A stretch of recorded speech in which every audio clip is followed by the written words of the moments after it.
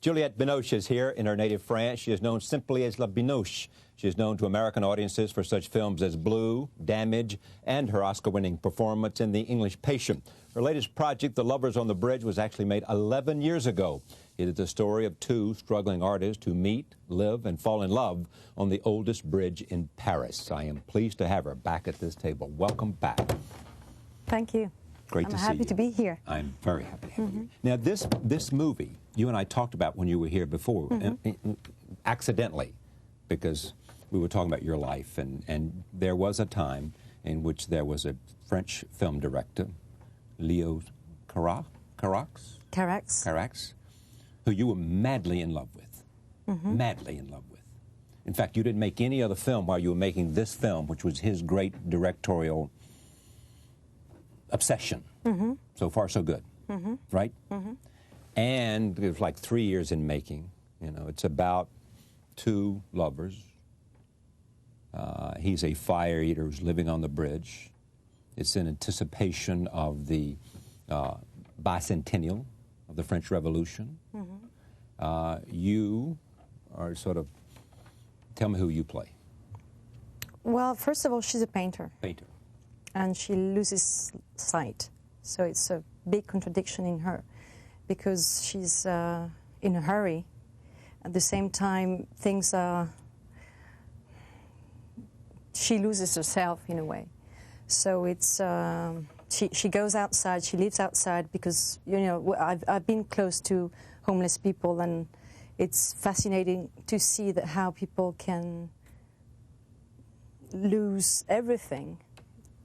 Of course, psychologically they're weak, you know, and they're emotionally, you know, they're tormented. But sometimes when you had a work, you don't have the work anymore, you had a place to live in and you don't have it because you can't pay it, then suddenly there are a lot of people coming in the street and living in the street. So I met and spent a lot of time with those people while I was preparing the movie, and because it took such a long time, I went back to preparation 3 times. And so we started, you know, preparing with a reality, you know, because it was at least what we could do is to be near those people and respect those people in knowing them. So being hungry or being sleepy or being, you know, alone in the street with my cat and my drawings, that was the deal for the movie in a way. It's true I had my Visa card. That's something, you know, I can't lie about, because in a way I knew I was an actress, so somehow I had to have a sort of connection with my life, or, you know, a security. But so she starts with that in the movie, and it's like loneliness people that are going to meet on this bridge, Le Pont Neuf, which is the very oldest bridge in Paris. Right. Most famous. Most famous. And, you know, in the bridge there are little houses, so each one we had a little home in a way, and those two people, my character Michel and Alex, Denis Lavant's character, are going to meet. And they're going to survive, you know, being together. But at the same time, the love that you can feel in the street is very related to the way, you know, you protect yourself from you know, an antagonist antagonistic world around you. Exactly. I can't, you know, talk about the entire film because there's so many different tableaux, you know. Here's what's interesting to me. And so these two people drawn together out of mutual need and vulnerability and love. They fall madly in love. If you can call it love in a way, you know, because it's more need. It's a lot of need, because there's a moment, you know, at the end when she needs to escape for the operation for her eyes. Right. You know, he wants to keep her. Yes. As she has to give poison to be able to go away, to save her life. So it's a lot of need of being one another, as sometimes we do in life. But what is love? You know, it's a big question. But there's a lot of sharing, like when they water skiing together. Yeah. Well, she could hardly water ski, but she's only see out of one eye. I trained with one eye. You did? You trained with one eye? Yes, I did, yes. Did you know how to water ski before? No, never, no. So you learned to water ski by training with one eye, or you learned and then you did it with Because I learned in Florida. I came to Florida, you know, to do on the nice Gardens lake or whatever it is, and warm weather. And then I came back to Paris, and we had to shoot this in winter. Yes. So I trained on the lake in winter, but during the nights, you know, because that was going to be, you know, during the night, and with the patch on. So each time it was even more difficult. But then when we started to shoot this scene, we knew we could only do it once because the fireworks were so expensive. You know, it wasn't a big budget film, but we had to have great, how do you say? Production values. We were so ambitious in a way. You know, we wanted to do the best film we could with little money in a way.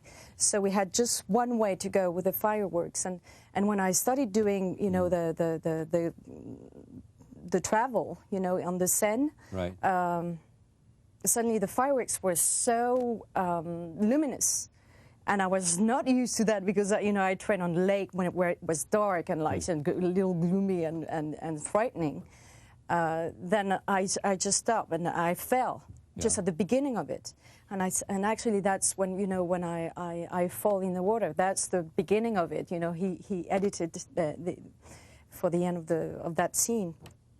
And so, hopefully, you know, because I stopped at the beginning, we could stop the fireworks in time. So we did it again. All right, we have that clip. Here is the film clip showing the water skiing down the Seine. Take a look.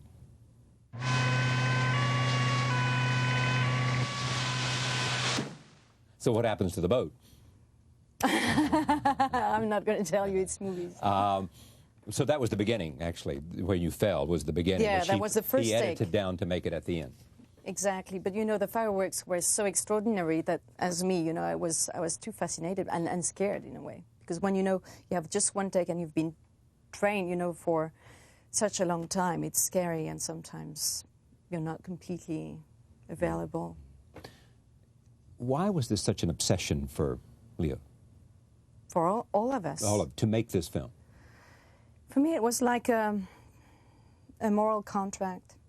I was in jail and had to find, you know, liberty inside of it because I refused a lot of films, and my life was made towards this film, you know, and like the first time we stopped, you know, I really hung up to work, you know, like I did a lot of English language lessons, for example, and I did a lot of painting, and I trained a lot, you know, dance, and I was always occupying myself because it was the only way to survive.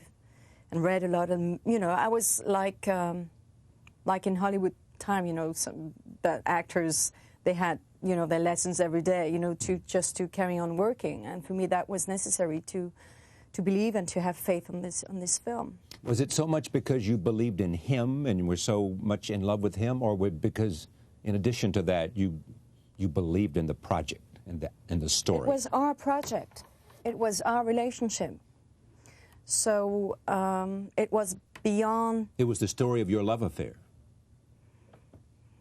Well, there's a moment you have a contract. And we went through so many mountains, you know, ups and downs. And of course I wanted to be as generous as possible and as to astonish him to start with. But then I found my limits inside of it. Because you can give yourself, but you can't kill yourself. And there's a moment I decided I was not going to go as far as he wanted me to. So I learned I think I'm a generous person. I can be anyway, you know, and I love doing, you know, this work, and you know, movies are such a collective mystery, and you know, I have a lot of energy for it, but there's a moment you feel like life is more important. Where did he want you to go? He wanted to see how much I was going to follow him in a way, but this is a better story than the movie. It is a better story than the movie. Yeah, but I think it shows in the movie. Yes, of course it does. It does? I think it does, in a way, yes. He wanted to see how far you would follow him. For him, it was a test of you. I think so, but I was not the only one. You know, there was the actor too, and there was... Yeah, but he was in love with you. I don't know what is love, you know, it depends what you're looking. You don't know what is love? Well, it's, you know love when you have proofs of love, you know, and when you have things to go through, that's how you know how far you can go and what's important to you and, you know, and what you can let go of. I don't know, it's a big question. At the same time, it's so simple. Yeah. It's so simple and basic, yet at the same time it's complex and it has no answers. And it's undefinable in the end. I think love is, I had love for the people I was working with also of course Leo's, but it was also the others because they were working so hard. So for me, you know, my contract was also with the entire film. Yeah. It was not only one person. It was at least, you know, because there was a time I thought I was not going to continue because we didn't know whether we were going to have money and had a lot of offers. And I thought, well, if I continue, I would never work afterwards because I thought I was not going to have any propositions because I said no to so many of them. But there's a moment when you know that there's been 200 people working on it and believing in it that you feel responsible for it. And it's a love of creation. It's the love of beyond one, you know, one person. It becomes something else. It becomes, that's what you're here for. So the idea of this movie and making this movie became larger than both of you. I think so. It began with one another. You know, while he was writing, I was painting him. Right. And it's how he, you know, he put the idea of painting in the movie. Right. And, you know, I've been painting for ages, Right. and I was painting, thinking of Michel and not my way of painting. It was an interpretation of the way Michel was going to paint because she's a distressed person and she lives and she's struggling at the same time because homeless people, they're very strong, they're very fragile, of course, because of the situation. But at the same time, there's a strength in them that explodes. They have to be strong to survive. They have to. And especially women, because they lose so much their femininity, you know, like they would drink more beer than wine, because wine is more related to men. Strange enough, you know, in the street, anyway in Paris, I don't know here. Or they would go with a man to be protected, to not be raped or killed. What happened to the relationship? Well, we don't live together, but we're friends. And Have you been friends, I mean, or was this one an explosive? I think it was explosive, but everyone went, you know, it was so strong, it was so demanding, and it's really touching your limits, knowing how far you want to go and how you want to work. Because I think, from my experience, working with joy is the best way to create. With happiness? Yes. Yeah. I don't believe in the depressive way of working. But this was that, yes or not? Sometimes it was, sometimes it wasn't. and sometimes it was difficult. Have you had as intense experience as this in the rest of your life, in terms of working, in terms of relationship, in terms of all those? It really made a difference before this film and after this film. For me, before, I really made a mixture between my private life and my work life. And after this film, a mixture, yeah. That was, you know, it was really together. Like, you know, when I lived outside, or, you know, to feel hungry, or to run for hours when I had to do the subway, you know, the subway scenes when I'm running, and there was, because it took so long, and I was not going to die, that was for sure. So I decided, you know, I transformed myself through the movie. And I think since then, since this film, of course I involve myself when I make a movie, and but nothing as intense as this. I mean, I want to give the best, but I know that at the end of the day I have to go back to my private life in a different way. And that's healthier. And here there was no division between your private life and your... It took 3 times, you know, because we shot this film on 2.5 years. Yeah. So each time was a different involvement for me. And at the end of the movie, I was as involved, but not in the same way. You know, I could go back to my life and not be Michelle anymore. In fact, this film took so long that you lost the right to use the bridge to film. Yes. You had to go build a bridge as a copy. Yes. Well, the main actor had an accident, so everything has been postponed, and the first producer, didn't have enough money, and then the second one, and then Fischner, the French producer, finally took over the film. Why did it take so long to get it to the United States? 11 years ago you made this movie. I think the producer of the movie, Fischner, wanted to find the right distributor to give this film here. So it took him 11 years to find Miramax? Miramax was very interested in the movie because it's such a different film. You've never seen a film like that before, in a way, because it has. I think it's like a painting in movement, because there are different tableaux, there are different. It's the way I feel this film, because I didn't see it for almost 10 years. And you didn't see it? You didn't have a copy? You didn't see it? No, I saw it when it came out at the time, and actually it's 8 years, because it took, 3 years to make it. Yes, exactly.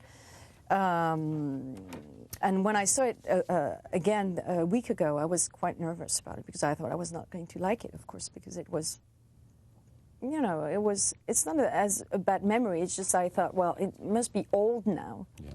And actually, my memory of it was so vivid, and I was fascinated in a way by the work, because you don't know how much you've been through.